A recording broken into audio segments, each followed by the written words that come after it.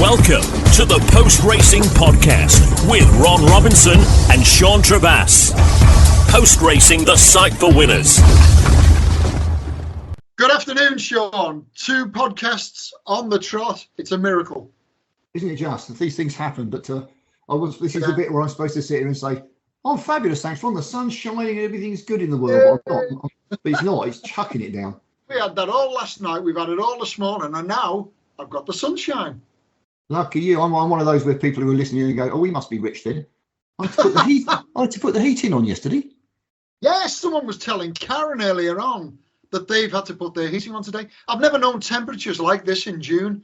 And do you know what? We're only a week away from summer solstice, and we start heading back towards winter time. Oh, I thought sorry about that.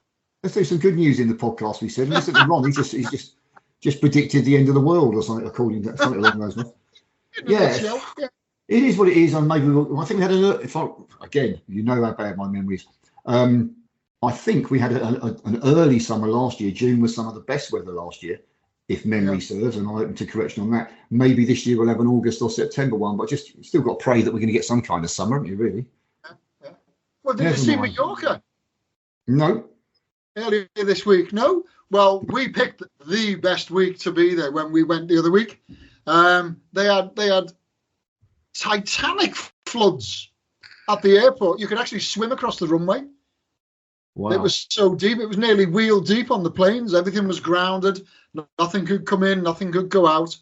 It was torrential. Apparently, they'd been doing some building work on the roof at the airport there, and the place just got flooded. It was just a wash. They've never seen rain like it, I don't think. No. I shouldn't be laughing, but I am. Well, yes. we were a stone's throw away from the airport where we were. We were basically counting them in and counting them out when we were on the sun lounges. We were that close. So I can imagine the hotel we stayed at would have been absolutely battered. Yeah. Yeah. Where's the swimming pool? All around you. Yeah. Yeah. Yeah. Everywhere you want to go. Yeah. Not good. Not good. Right, let's start off this week with something that we're going to start with something positive for a change, aren't we? That makes a novelty, isn't it? Do you want me to start on this one? Yeah, you can. Yeah. This is your baby. It is. Well, it's a few weeks away from my annual pilgrimage to South Africa for the Durban July, and therefore I'm sort of keeping a closer track on some of the stuff that goes on with South African racing. And Richard Fury, Fourrie, if I'm pronouncing it wrong, broke the record as a jockey for the most winning rides in a season. Okay, it's a 23-year-old record that was held by Anthony Delpeche. 335th winner last Saturday.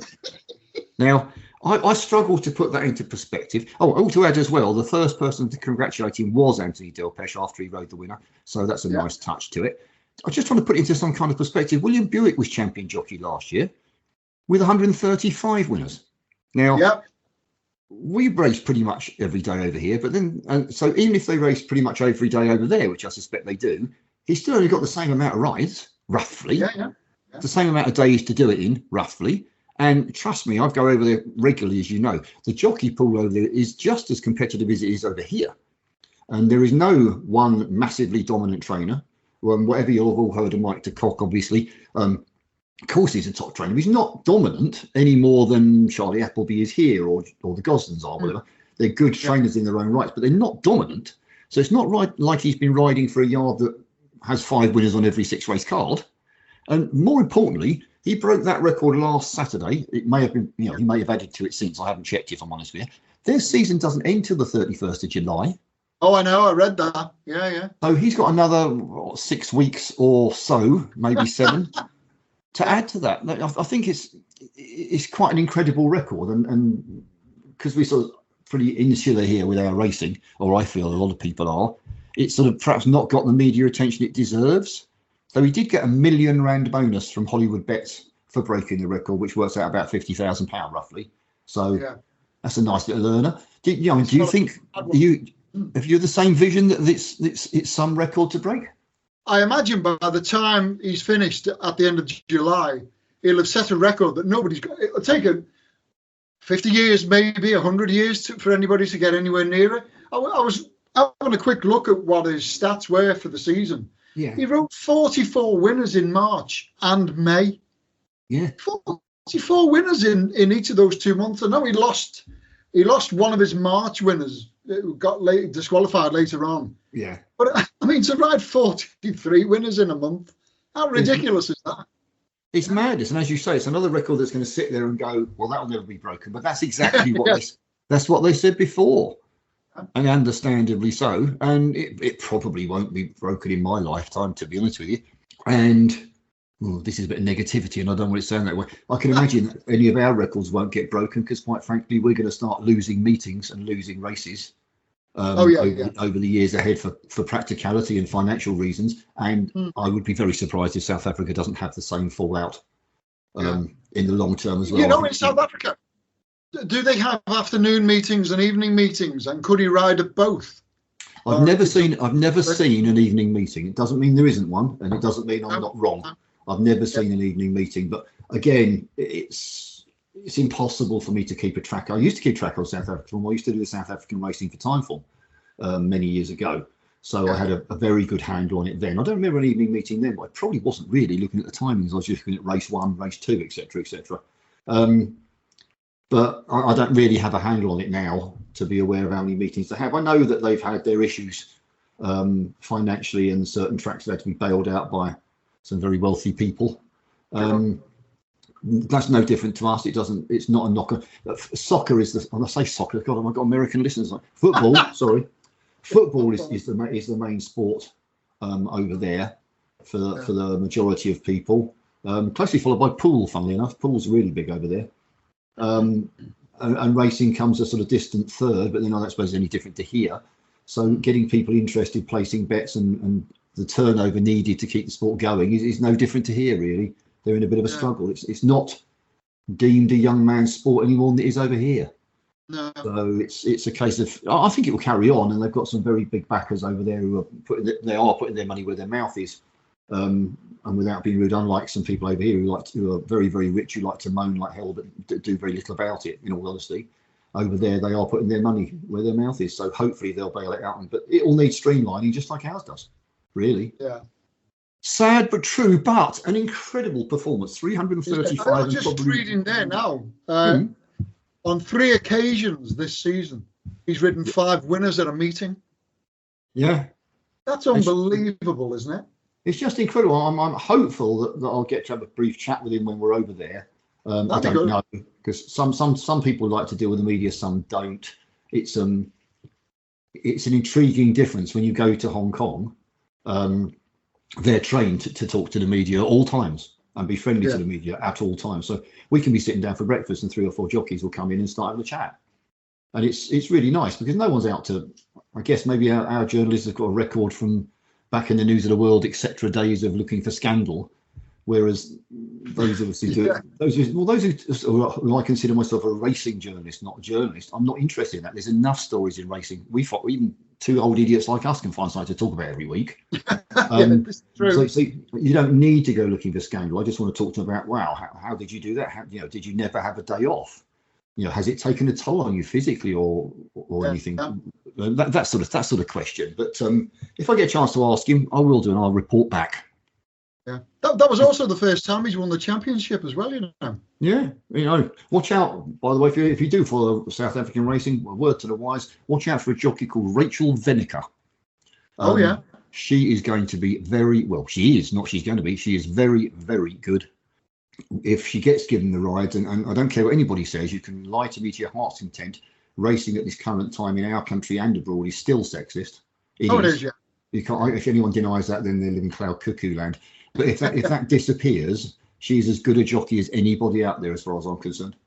Honestly, I'll make a note of that name. Yeah, she's a brilliant jockey. Have a look at her records if you can. I don't want to quote this and get it wrong, but it's something like she won the apprenticeship 2 years in a row, and then rode a hat full of winners on it as soon as she turned professional. A lot of our apprentices, once they lose their claim, quite frankly, lose their winners, don't they? Unfortunately, I wish it wasn't that case, but a lot of them do struggle. She hasn't used and abused, I call it. Yeah, she hasn't batted an eyelid, not an eye. She's gone on to turn pro, can't use her claim anymore, and just carried on riding winners.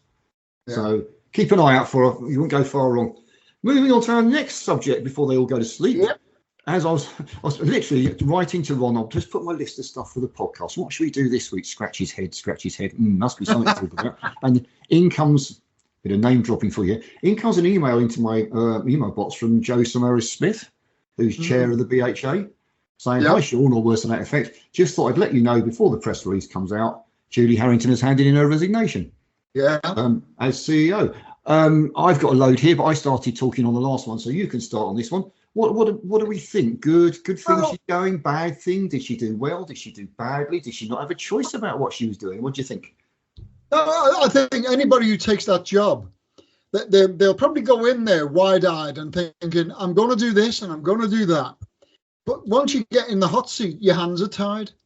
I would imagine she had a vision when she first took the job of being there 5, maybe even 10 years and really making a go of what it was she wanted to do. She's lasted 3 years. You're not going to do anything in 3 years.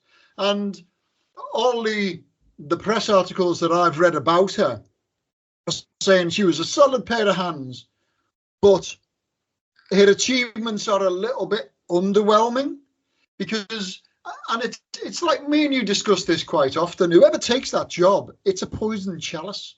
It's like taking the England job, football, not soccer. You know, you've only got certain tools to work with, and there's so many different factions fighting you to stop you doing what it is you want to do.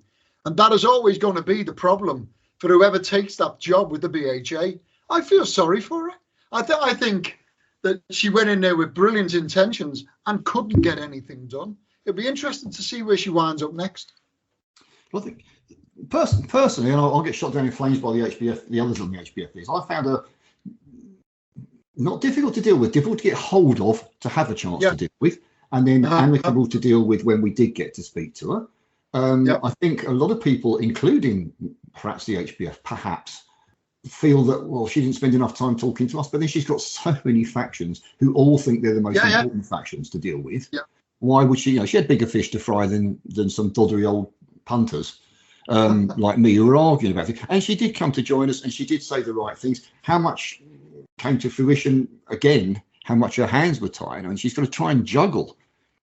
You think you're Joe? She's got the horsemen, the race courses, the owners, the bookmakers, and the betting public, all pulling in opposite directions and all thinking their view is the only view that counts.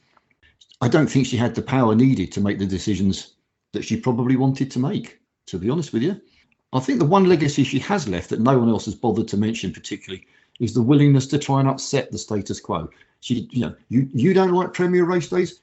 I don't think they're a massive success either, if I'm honest with you, but at least she brought it together. Well, let's try something different. We can't sit here and stagnate, drink a glass of port after every meeting and go home thinking that we've done our job and watch racing go down the toilet. Now, she didn't do that. She did encourage everyone to try, whether they were her ideas or not, I couldn't tell you.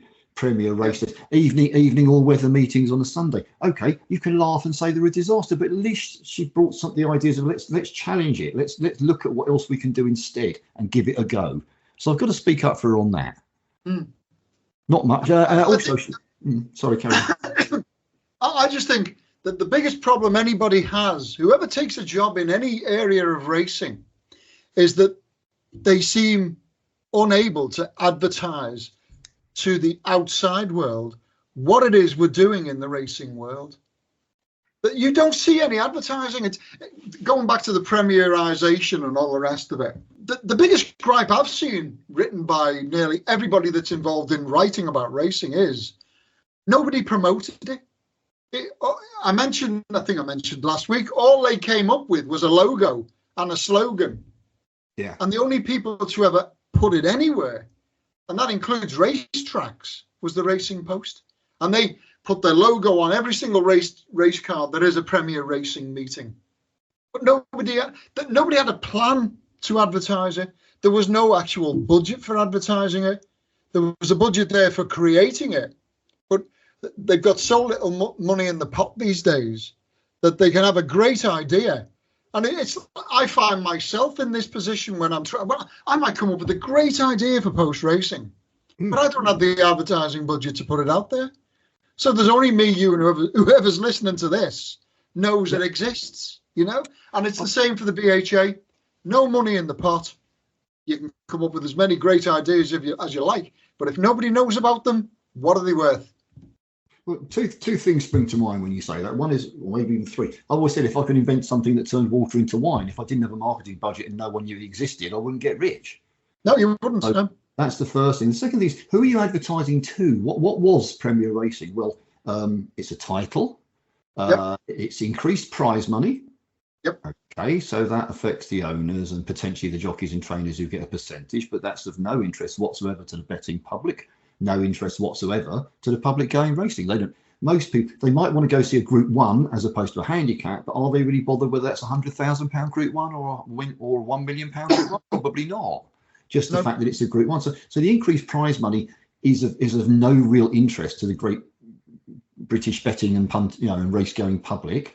Yes, you really the only advert you've got is we're hoping we might have bigger fields, but you can't guarantee that. So I don't really know what they had to market, if you see what I mean. What could they tell us? What could they tell us? There wasn't much to tell us. It's the same with the Sunday evening racing as well. Yeah. Did they even talk to jockeys and stable staff and trainers before they said we're going to do this? Yeah, they did. And well, I imagine the feedback they got must have been pretty damning of the idea, but they still went ahead and did it anyway, and it fell flat on its face. My understanding is that the feedback was fairly positive to start with. Yes, it would be a problem. Yes, they'd have to pay premiums to staff, and rightly so. But the idea of something new that might take off and therefore might increase prize money and therefore increase income to everybody was seen as a good idea. And I suspect, with no evidence to back it up, that the media went looking for those. Are you moaning about this? No, I love it. Okay, I'll move on to the next person. Are you moaning about it? Yes, I am. Ah, good. Can I have your name and use you as a quote then? That's how it feels. It's very easy to edit and create your own storyline, whichever way you want it to read. And I wonder if that was part of it as well.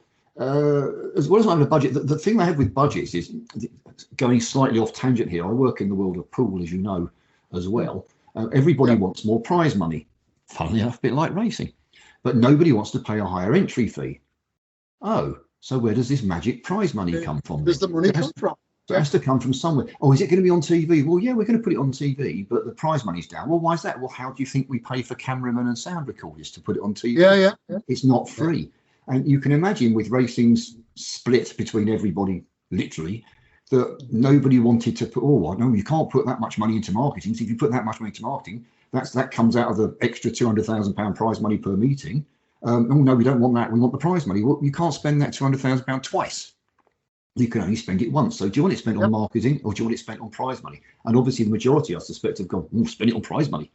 And then wonder why not that many more people came through the gates. It's difficult, isn't it? It's racing so split asunder at the moment. Someone needs to grab it by the short and curlies for trying to find the politest phrase I can find. And, That'll do. and I was going to say bring it into the 21st century. I wouldn't even mind if it was brought into the 20th century, to be honest with you. That would be a start. But what do you think? I don't know if you looked. Did you look at the betting for who's going to replace Julie? I didn't. No. Aha, good. I get to talk a bit more and hear the sound of my voice.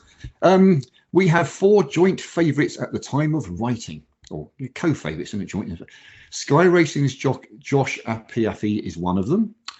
I think he would try to shake up the establishment with a host of new ideas, which is exactly why I can't see him getting the job. I can't see him doing that. The other joint favourite, wait for this one, Matt Hancock. No, not. I tell you what, there's a bit of bottom barrel scraping here, isn't there? Well, yeah, I can't see. I would see his face as a red rag to a bull if we assume a Labour government's coming in for them to deal with. I mean, that's an assumption, but the bookies seem to suggest it's a foregone conclusion. So I can't see that one working. Someone else, Matthew Innie, who was head of at the races for almost 20 years, is also on the short list. And of course, Nevin Truesdale, who recently resigned as head of the Jockey Club. Yeah, now, I saw that. I'm not having a bet on this at all, because no. We don't even know if any of these people are even going to put in for the job, let alone get it. No. But of that quartet, Mr. Truesdale would be the one I would bet on if I had to. Now, as I put in my article, my phone's always on at 24/7 with a mobile number. If the BHA want to give me a call, I'd consider it. But I'd rather doubt that somehow. No. Do I want a job like that? I don't think I do, in all honesty. So, no. like I said, it's the poison chalice. You only take that for the salary and the 3-year job that you're going to put in. You know, I don't know. There has to be a lot of changes before they go and get anybody that's capable taking that job. I did see that somebody was suggesting they go back to Paul Bittard and say, come and have another go. Yeah. In an ideal world, what I'd like to see, and I'm not saying Paul Bittard isn't before anyone shoots me in flames, I'd like to see some well-known, fantastic businessman, Richard Branson, I don't know, Elon Musk, whatever, I don't know, whoever, Bill Gates, I know we're not going to get any of those people, don't get me wrong, I'm being stupid there, say, yeah, I'll do it, but under these conditions. And then racing gets together and goes, wow, if we can get someone of that caliber who can really shake it up and sort it, let's get our ducks in a row and give in to the conditions they're demanding. And that could only work and would only be, I've got the power to do what needs doing. Yeah, exactly. They would make sure that they had that power, wouldn't they? You can imagine imagine Elon Musk going in and being diplomatic? No, I can't. I agree wholeheartedly, but I like the idea that maybe it could potentially shake racing up enough to go, look, none of our preferred candidates are interested because they can't do what they need to do. They've got a whole list of things that will wake racing up and make it better, but they can't do any of them because their hands are tied. Let's try and untie his hands or her hands. Let's try and untie them, because that might be the best way forward for the sport, you know, if that could actually happen. I totally agree with you. Totally agree with you. It won't happen, but we're allowed to dream, aren't we? That's one of my favourites, that dare to dream. Yeah. Well, yeah. Next up, we're going back to negatives again. You pointed this one out to me, and I put, did anybody out there have a quid or two on Clay's shoveler? And if so, have you stopped spitting feathers yet? I'll let you go over to this one. You pointed it out. So basically, you could see the horse from the very. They had to saddle it. In fact, Oisin Murphy had to get on it in the saddling box. Yep. The horse was fretting that badly. It gets down to the start, and it's clearly upset.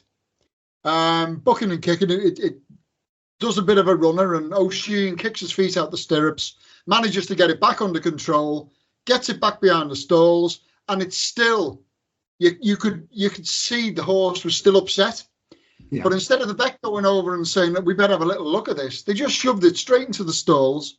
The stalls opened, the horse kind of shot out, and then just dropped the lot. And you've got to remember, this horse went off the 3-1 favourite to win that race. I know it was only a seller, but the horse had absolutely no chance based on what you'd seen before it went into the stalls. I was surprised it didn't drift to 100-1 before the stalls opened, to be honest with you. But they let it run, and Oisin Murphy looked after it. And as we speak, it is running at York. It's running in the 2:25 at York. Wow. And we'll mention how it gets on in a minute. But again, it's another seller. But have you seen the prize money for this seller? 12,000 quid to the winner. It's not bad, is it? Not bad at all. Not bad at all. Well, £12,885 to the winner. The one it ran in the other day, I think it was at Goodwood, was worth just under 11 grand. How are these sellers going off worth that much? There's very few of them out there now. There's a big thing about how few sellers there are. Yeah, I know. And claimers come to that, because it's a good way of getting horses on, not on the cheap, but at sensible prices, but not to be on this occasion. Yeah, the only thing I put down here for me personally, I don't really have a strong opinion on this. Ron wanted this one put in, and I don't disagree with anything you said. Would you be saying exactly the same thing if you backed the winner and got smashed with a horrendous Rule 4 deduction if it'd been pulled out? You'd have understood it. You wouldn't have been happy, but you'd have understood it. You'd probably find the owner of the winner probably had a bet on the favourites anyway, because on all known form, it should have won the race. That's why it was 3-1 favourite, even for the seller. And that, you've got to be pragmatic, and you've got to, even as an owner of a winner, you've got to say, well, we got away with one there, and I'd have understood it if the horse had been subject to a massive Rule 4 and you'd have had a wedge on it as well. But you've got your 11 grand prize money. Behave yourself. Oh yeah, I'm just asking the question, because generally speaking with these things, similar to horses that plant themselves at the start over the jumps or something like that, they're basically punters split into 50-50, other than those who bet in the race, of course, because they've got a vested interest if they have a winner or didn't. That's the truth. That's how punters are. I've had 50% will say, well, that's part of racing. You know, you can't sort of say, well, it didn't get a run, so it didn't get a clear run, so I want my money back, or it fell, so I want my money back, or it was brought down, so I want my money back. You've got to draw the line and go, that's a bunch of horses going to. Now, whether he should have been allowed to race is, I think, the question we're really asking. Because if he hadn't been allowed to race, you'd have had no choice. That was that. But once he came out in the stalls, he did, in theory, have a chance. And therefore, it is what it is. I'm just being devil's advocate there. I can see both sides of the coin, and I'll move swiftly on before Ron starts swearing at me. Listen to this. Listen to this. Yeah, it's one. Rule 4. This is this 225 at York today. Rule 4. Play shuffle was withdrawn. Price at the time of withdrawal 9-1. Rule 4 does not apply. The horse has obviously got an issue, hasn't it? Yeah. But this time they've done something about it, you know? Yeah. I certainly see the argument. I'm not suggesting. I mean, I didn't have a bet in that race at all, so I'm not speaking with my wallet. No. It is a difficult one in that those who back the winning punter who will argue till the cows come home that their horse would have won anyway. Don't tell me most punters wouldn't. Most, if not all, I know they would. We'll be saying, well, why is that my problem? I don't even remember the price of it. I backed the 8-1 winner, and I've been stung with a massive Rule 4 through no fault of my own. Why should I get hit with that? And I can see that argument as well. So well, yeah, but then you just turn around to these people and say that the horse was suffering, and it was deemed sensible and responsible not to let that horse run. Unfortunately, it means that the favourites come out and you've lost a few quid. Yeah, you know, just behave yourself. or an earlier decision once it was first playing up to withdraw it straight away and time to reform the market would have been perhaps the more sensible route. Well, as soon as it bolted, they should have withdrawn it. Yeah. Something positive again. Well, if you're Irish, it is. This is. I spotted this. You did? And I sent you a message straight away, and I said, have you seen this? Ballinrobe. What it was, I read a comment by Patrick Mullins.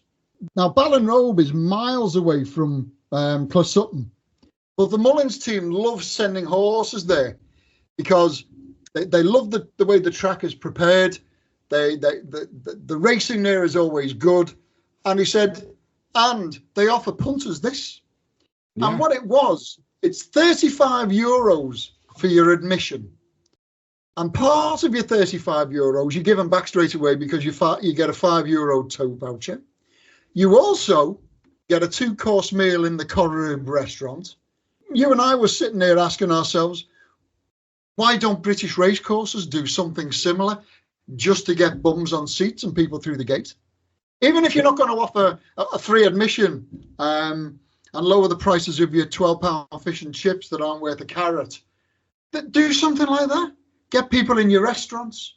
Get people having a little bet. If they've got a €5 voucher, they might have a €10 bet. Somebody over here's got to do something, surely.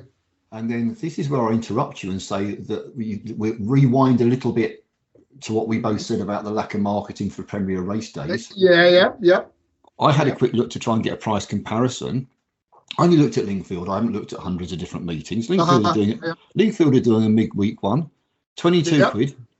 I don't think you get a tote voucher, but you get a free race card, and you get a pie and a pint. Now, pie and a pint. Whether that's as good as a restaurant at Ballinrobe, I'm not trying to make comparisons like that. But what I will say is, I didn't know they existed. No. So why didn't I know they existed? Because I don't think that's actually bad value. 22 quid, including a pint. You know, your race card's 5-6 quid these days. You've got a day's entertainment. You're fed and watered. Yeah. Yep. I didn't know it existed. No. And that's my local course. That says a lot for me, I suppose. But that's because I'm in the champagne bar, lovey. No, it is. The other thing is, my friends went to people I know went to Derby and Oaks trials at Lingfield. They said it was $6.95 a pint. Yeah, saw that. I wasn't there, so I can't guarantee that that's the correct price. But if it is, it's wow. You know, you can't keep robbing people. But never mind. No. English racing, if you're listening, Julie, I don't know if you listen to the podcast. I doubt it. You never know. You never know your luck. Have a look. Have a nag at the racecourse. Say, come on, this is Ballinrobe do that to the extent that people pick up on it and mention it. Get more courses doing it, and or get them to tell people that they're doing it. Because your top trainer in Ireland is saying, well, the top trainer's son is saying, we go there because, get it done. Just do something. Get it done. It tells you it gets bums on seats at the end of the day, doesn't it? They don't do it for fun. They do it because it gets bums on seats. So let's get on with it. Still, lastly, because we have still got some racing to actually talk about. You told me about this one again, and so again, Ron's done most of this, but I've actually started with congratulations to all the clairvoyants out there, including possibly Mystic Meg. 125 to 1 shot, perfect part one. The first race on TV last Saturday for the ITV7, and then Ron messaged me and says 125 to 1 shot. Would you believe there's 123 people still in the ITV7? What? Are you kidding me? How did they find that? Unraced, admittedly, but how did they find that, Ron? What do you reckon? Well, I think they've either got the greatest lucky pin in the world, or there's 123 people who love the colours, or the name, because there was no form to go on. If you were looking at the market, you would never have picked it because you don't look down that far. But the best thing was that after leg 3, there was still something like 30 odd punters still in, and the treble had paid nearly 11,000 to 1. Wow. Now, how they did that, I haven't got a clue. They can come and work for Post Racing. If they want to get in touch, you know where to find me. That's unbelievable. Well, I rather doubt they need a job, to be honest, Ron, because clearly they will have had the winning lottery numbers as well, if they're that lucky. So probably won a few million and they've retired. It's incredible. Yeah. But if that was any of you, mine's a pint. No. Incredible. Oh, you want a bit of good news? Well, we're live. Bit of good news. You know that 225, the seller? Yeah. Right. Well, in the arms, inconspicuous, 14 to 18 to 14 to 1, into 8 to 1, and marked up as solid. He's gone and won it at 14 to 1. Wow. Well, would you know what that'll be in the arms next week or the week after? Yeah. Or today, by the sound of it, just happened. Yeah. Very good, Ron. Very good. Thank you very much. Shall we actually do some more? Well, I won't say that any of that wasn't serious, but some actual attempts, and I use the word very carefully with my selections, attempts at trying to find some winners for the weekend. As long as you're going off piste again for your something for the weekend, what a doozy that was last week. That was an absolute peach. I'm not going quite so far away this time, but you'll have to wait and see, won't you? They'll have to keep listening. Keep listening, open up another beer. Okay. It's 240 Sandown to start with, I believe. Yeah, it's a listed sprint, 8 runners, all age 3. Yeah. So my age and weight ranges are pretty much null and void straight away. 9 of the last 10 winners were found front 4 on the tissue. So I'd be happy suggesting that the winner is one of ADAAY in Devon, FLORA of Bermuda, No Half Measures, or Graceful Thunder. I'm finding it impossible to gauge how good or otherwise No Half Measures is. Only had 1 run on turf. That was a soft ground class 4 handicap, which it won. And it runs off the same weight as FLORA of Bermuda, who was officially £11 the better horse. Based on what I've got to work with, I can't have the Richard Hughes horse on my mind. Might prove me wrong. Might prove Group 1 level in the future, but I'll take that on the chin if it wins tomorrow. This would be the lowest grade that FLORA of Bermuda has raced in for a good while now. The form figures, they look a bit uninspiring at the moment, but they've been gained in group races. And she actually went off favourite to win the Cornwallis Stakes at Newmarket last October. Mm-hmm. Now, ADAAY in Devon, clear tissue favourites at the moment, and probably deserves to be the jolly, having won 6 and placed second in 10 of her 13 starts. Raced mainly at this level as well, but she did run second in a Commonwealth trial race, a Group 3 at Ascot in May. I think it's between the front 2 in the betting, to be honest, and I do favour the Balding runner. That's FLORA of Bermuda. It could be that listed level is where she finds her level and starts winning races. And the Balding team, they're firing in winners left, right and centre at the minute. Oisin Murphy too, he's on fire right now. 17 winners from his last 73 rides in the last 2 weeks. That's a 23% strike rate. Impressive. I'm going to nail my colours to her mast. It's FLORA of Bermuda for me. Well, I'm going outside the box as usual, or out of my box, one or the other. I think ADAAY in Devon might be rushed off her feet over 5 furlongs on this quicker going. Yeah. That may be a problem for her early doors. If you look at FLORA of Bermuda, all her best form is on ground with plenty of giving it. Now, admittedly, it's been raining down here, but I had good to firm when I wrote this. It's still good, and hopefully it will stay at good or faster. Otherwise, I'm talking about the backside as usual. But she needs plenty of giving it. Last Sunday, there was a horse called Lava Stream, represented David O'Mara. She was a handicapper. She stepped up into listed class. She won at 14-1. Ooh, what a surprise. So here we have a winner of a Class 4 handicap in the shape of Night Eyes, looking for a hat-trick, stepping out of handicap company into listed class. Potentially, the clues are there. Night Eyes is currently trading at double-figure price, if only just 10-1. At the moment, we have 8 runners. Fingers crossed that remains. You never know your luck on that one, do you, until race day. I'm happy with Night Eyes at 10-1 each way. I wouldn't be surprised if O'Mara doesn't pull it off again. I think she's the one who likes the ground if it stays on the fast side, and she'll do for me. Danny Tudhope rides plenty in her favour. So fingers crossed. Night Eyes each way, 10-1 for me.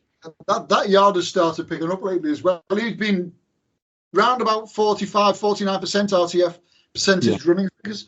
He's up to what, 59 now? Yeah, the horses are starting to run very well.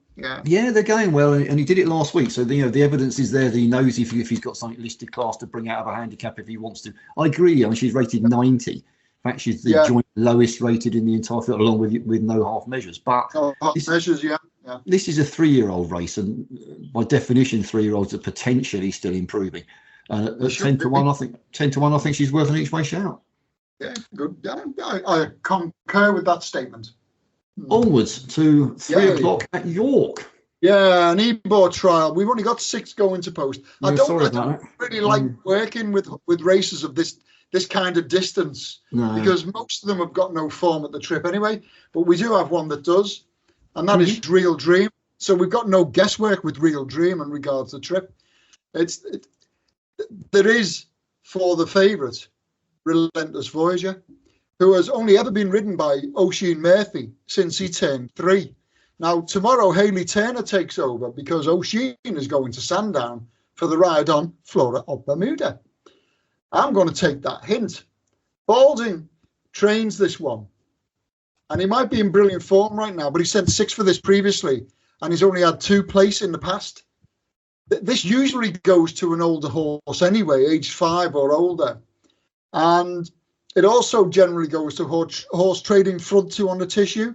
9 of the last 11 runnings have done so.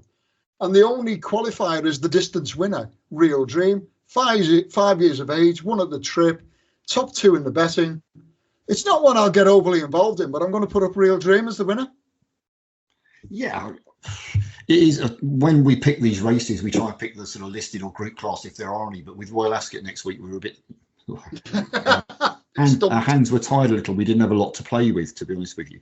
What I did notice with regard to your Real Dream, and I hate to be negative, is that last time he was ridden by a certain Ryan Moore.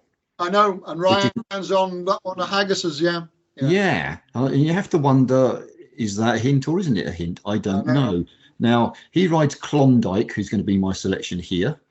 Lightly raced under Galileo, just the 5 starts, returned from a wind operation with a 4th at York, running on late over 1.5 miles. He is part owned, I believe, by the Coolmore gang, or some of them. Let me have a look and see. Magnier and Tabor are in there along with a couple of others. So that might be why Ryan's riding, and it might be that he hasn't got a choice. So I could be completely wrong on the taking a hint from Ryan there. But he'll know what he's up against with Real Dream, and I suspect would have had conversations accordingly, as in don't go against him or do.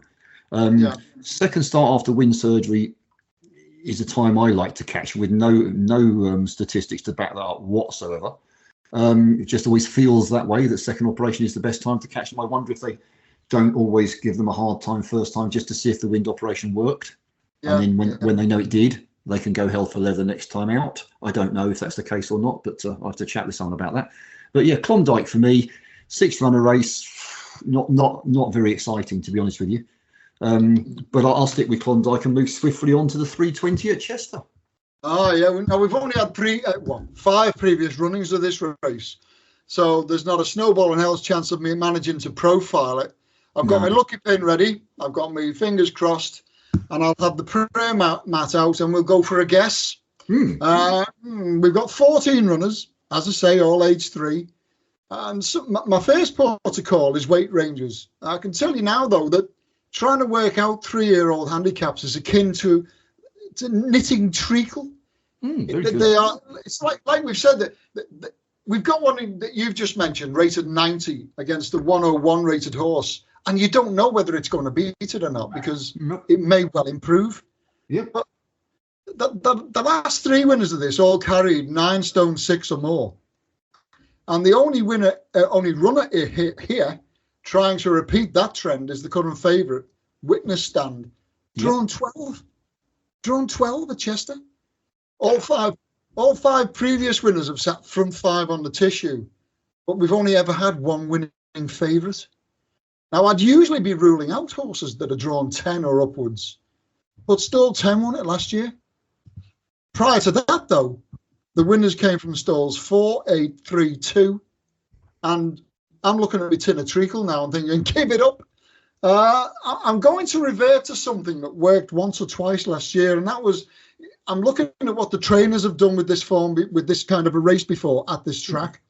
I'm looking at the draw biases, and I'm looking at the marker positions, and everything points me towards blueprints. Trainer David Evans, he's had just 14 runners here in races of this kind, and he's won with 5 of them, and he produced a superb 12.23 points level stakes profit. The horse is drawn in 4. I think that's a bonus. He's going to be ridden by Richard Kingscote, and he's fast overtaken Franny Norton as the go-to jockey for Chester. He rides every bit as well as Franny does now. That's, as I say, the stall 4, perfect. The horse has won or placed in 5 starts on turf, and at 8 to 1, I'm going to put up Blueprints as a 2080. Right. Following on from what Ron said, and pretty much the same thing. 5 runnings, 5 different trainers, 5 different jockeys. Not a lot we can take from that. What we do have is only one horse in the field that won last time out, and that is Burdett for Jack Shannon. Gelding could be called the winner a long way out at York. He raced way out the back, produced late for a very easy 2-length victory. Now, the handicapper has reacted badly and has put him up £6. Also, that was a class 4. This is a class 2. So he's going to have to do more to get competitive. But he only has to carry 8 stone 8, which isn't a problem for Edward Greattricks to ride that. He is drawn high in the 14 box, but I don't think that's an excuse. He's a hold-up horse. If he's ridden properly, that shouldn't be a problem. I've just realised they've changed jockeys as well. Sorry, I do apologise. We had Edward Greattricks, and when I wrote this, it's now Ray Dawson. I've just realised that. Ray Dawson's up now, yeah. My apologies. It was Mr. Greattricks at the time I wrote this. Yeah, I don't think the draw's a problem. He's a hold-up horse. In fact, it might even be a help for him to sit out the back and come late. 12 to 1. Again, pennies each way, I'm afraid. It's just one of those weekends. Yeah. And another one that did catch my eye, and that again is because of the stable form, Pure Foy, Andrew Baldy, David Probert. And I've just looked at the betting, 25 to 1 into 14 to 1. That might be worth looking at. It's one of those races that you could pick 6 out and not having any of them in the first 6. It's a doozy. Yes, it's not an easy race, is it? I didn't mean to pick that. No. We were looking at ones. We always look at ones, or I always try and look at ones with big early declared fields on the grounds that we've got a chance of having a decent field when it comes to race day. If I find one with 8 declared, we might end up with a 3-runner race, and that's a waste of time for everybody. So apologies for the races we've got this week, but we've got Royal Ascot next week to look forward to, so it's not all bad, is it? One race to go, 3:35 at York. Yep, and it is a lovely 19-runner, all 3-year-old handicap. Oh, joy. Good luck with this one, everybody. We've had winners returning SPs of 20 to 1, 25 to 1, and 20 to 1 in the last 9 years. We've only ever had one winning favourite, and that was back in 2013. Yep. 6 of the last 10 winners carried less than 9 stone, but 3 of the last 4 winners carried more than 9 stone. We've had 6 consecutive winners drawn low, 7, 2, 1, 5, 3, 3. But the last two winners have been drawn 19 and 20.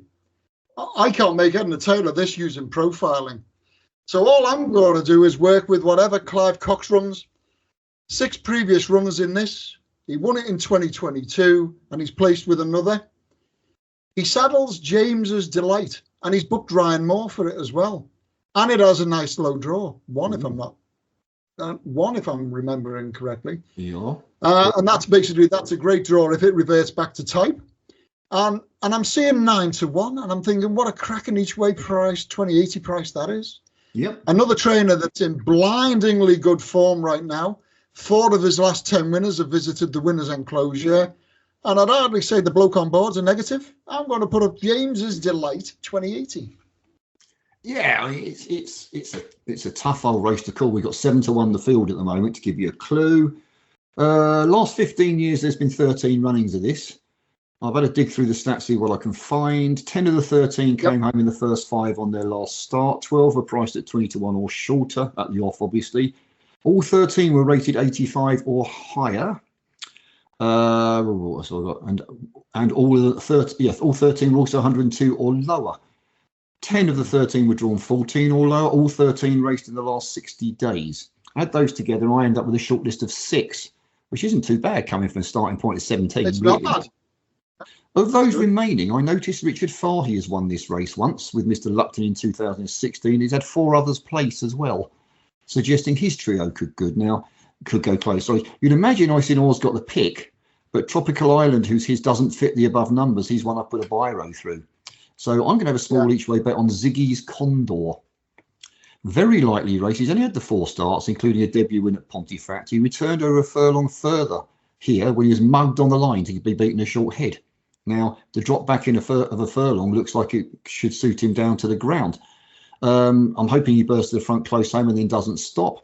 His jockey takes £5 off his back as well, which might make all the difference. So I'm quite happy, if not confident. 15 to 2 is not the best price in the world, and been well backed all week by the look of it. But Ziggy's Condor each way for me, 15 to 2, bigger if you can find it. Lovely.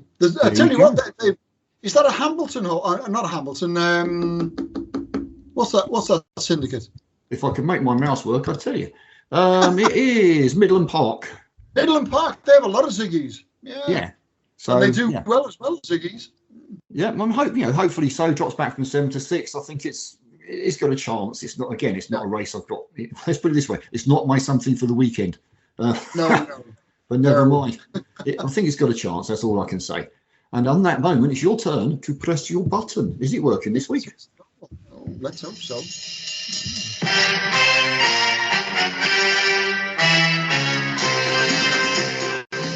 It is working. Yeah, right. Well, in 3, we've got Charming Whisper. Ooh. 14 to 1 into 8 to 1. 1 at 7 to 2. Wow.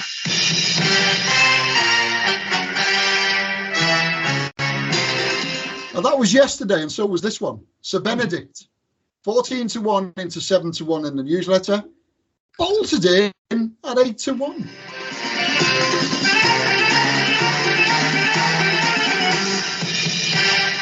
But the pièce de résistance has got to be Beautiful Crown, and we discussed this in messages, didn't we? We did.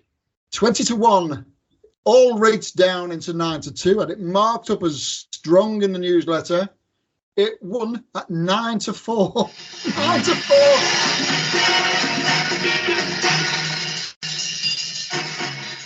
And the common denominator was it was another Class 6. It was another horse that had been moved from 1 yard to another yard, given a couple of runs. Bingo, in goes the gamble. Unbelievable. Unbelievable. That is a pretty stunning result and gamble, I have to say. It is, yeah. So we did have a look at the form, and the clues were actually there. Yeah, you could have found it. Yeah. Yeah. Neither of us did, other than the OMS. But yeah. Well, that's what you need to, even if it gives you, I don't know whether people just follow the OMS blindly. I'm sure they'd make a profit if they do. But if not, there's always that option to go and have a look and go, well, why is that horse being backed? And in that particular case, you could see it. 1 race is in similar class off higher weights, or sorry, higher marks, I should say, not weights. But you can't go through all 27 races of a horse's career on every horse on every day. You need to start with the OMS and then go and have a look afterwards, maybe. But we nearly found another one yesterday. Obelix. Ran a few times for John Gosden. It's gone to Julie Camacho. They're giving it a wind up. Got beaten half a length at 18-1 yesterday, and that was a nom. You know, it's weird. Incredible. Well, I'm going to go off piste. Well, I'm not a skier now. For my want something for the weekend. What are you going to suggest for yours? I'm intrigued. I put up Real Dream because I couldn't put up any of the other three, and I just haven't had time to look off piste. Yeah. Real Dream for me. What's he been doing? Eating breakfast. Right. I'm. You have to wait again. It worked last week, so you have to wait today till Sunday again this week. French Oaks at Chantilly, 3:05. Okay. On Sunday. Tamfana. David Minusier's filly, fourth in the 1,000 guineas, beaten a length at the line after meeting plenty of trouble in running. Many, including myself, think she could have won that day if she got a clear run. Her breeding suggests she'll be even happier stepped up to the 1.25 miles, which is what the French Oaks is, not 1.5 miles like ours. If she gets a good run in the rub of the green, she's won at Chantilly before, by the way, so we know she handles the track, albeit that was over 7 furlongs. Yeah. Hopefully she's going to bring the €588,000 back over the channel to the guys at Pulborough. So fingers crossed for that. I think she's a win price, unfortunately, not on each way. But so Tamfana to win, 3:05 Chantilly Sunday. Yeah, nice one. Hugh Murphy again. Yeah, and I'll just add to that as well. If you're ever in France on holiday or you ever get the chance to go to Chantilly Racecourse, please do. It is. I'm very, very lucky, and I'm quite aware of that I get to go all over the place racing. I have no doubt whatsoever that Chantilly is the most beautiful racecourse I've ever been to. By a country mile. It's incredible. Huge chateau in the background, and it's just beautiful. I've seen the pictures. It looks awesome, doesn't it? It is absolutely beautiful. If you get a chance to go racing, even if it's on a Wednesday afternoon on a non-classic day because you happen to be in France on holiday or whatever, pop down and pay pay €10 to get in or whatever it is on a normal day, and just soak up the atmosphere and soak up the beauty of the place. I can't speak highly enough of it. Right, anything else we need to discuss this week? I think that's a go at that. Well, can I just drop a little Royal Ascot horse in here? Well, go on then. There's one I'm looking forward to seeing. I'm waiting to see what race it runs in. English Oak for Ed Walker. It's been bought by that Wathnan Racing Group. Oh, yeah. And I was reading some articles on Wathnan Racing and all the rest of it, and there was a quote by Ed Walker, and I thought that caught my eye because I fancied this horse anyway. Yeah. And he said this will be the last time you see him in a handicap. So presumably he's going to run a handicap, and they've already got him down as listed or group. So English Oak at Royal Ascot. We'll see how he comes out in profiling on the day as well. I shall be completely off board and out of order and say, do you know what? I haven't even looked at Royal Ascot yet. Not had a chance. There's still, this morning I've spent working on Sundays. I wrapped up the podcast stuff yesterday. Today I worked on Sundays. Tomorrow I'll work on Mondays, and the next day I'll work on Tuesdays. So just how it is should be interesting. It'll be a bit of a bun fight. I'm on the Press Association racing desk on Monday, I think it is. Yeah. Sunday, actually, on Sunday. There's going to be a bit of a bun fight because we do all the English racing as well as all the American racing. And there's going to be a bun fight for who gets to do some of the Royal Ascot races because those are going to be the ones. Well, those are the most interesting, without a shadow of a doubt, aren't they? Oh yeah. You can't argue that. For sure. I don't want to end up with the 2:15 at Cartmel while somebody else gets a decent group race at Royal Ascot. So I shall be fighting my way through the crowds to see what work I can get. Yeah. Right. Well. The biggest We won't be doing a podcast pre-Royal Ascot. I will be reading Ron's Ascot previews with great interest, in the hope that they agree with some of my own thoughts. Probably not, but we shall find out. One of us will be right, probably Ron, and one of us will be wrong, probably me. But I'm just fingers crossed we don't get a deluge and it's soft to heavy. Yeah, it's not been the best of summers. I mean, again, away from racing, I run a summer league pool team, and we only need 5 players, but we sign up 10 every year. Because everyone goes down the beach, goes on holiday, has a family barbecue, whatever it may be. So we often struggle to get 5. So far this year, we've had pretty much all 10 every week because the weather's been appalling. No one wants to do anything else. So another example or evidence, if you like, of just how bad so far this summer has been. Disappointing, isn't it? I hope it doesn't affect. It'd be a real shame if it ruins Ascot. It would.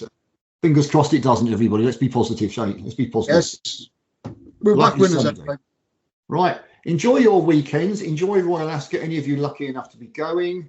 I should be sat behind a keyboard this year. I do go every few years, but it's not always the easiest to do. So have a great time. We'll be back with our next podcast. Ron and I will discuss it when we go off air, whether that's going to be this week or next. We'll find out. And have a good weekend. I'll speak to you soon. Yeah. Take care. See you later. Bye-bye. Have a good one. Bye-bye. Post Racing, the site for winners.